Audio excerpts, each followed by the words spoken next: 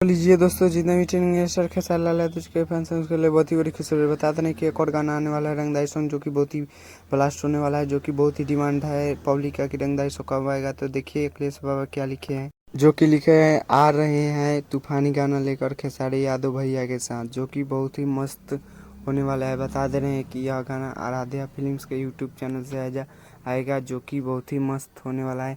आज शाम को या कल सुबह इस गाना का पोस्टर रिलीज हो जाएगा, तो आप लोग तैयार रहिए इस गाना को सुनने के लिए। बहुत ही मस्त सॉन्ग होने वाला है और रंगदारी सॉन्ग होने वाला है ट्रेंडिंग स्टार खेसारी लाल यादव जी का, जो कि बहुत ही मस्त होने वाला है।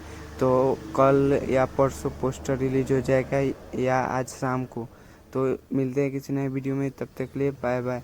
जय हिंद, जय भारत। और बहुत सी वीडियो अच्छा लगा हो तो वीडियो को लाइक कर दीजिए और चैनल को सब्सक्राइब कर दीजिए और वीडियो को शेयर कर दीजिए। चलिए मिलते हैं किसी नए वीडियो में, तब तक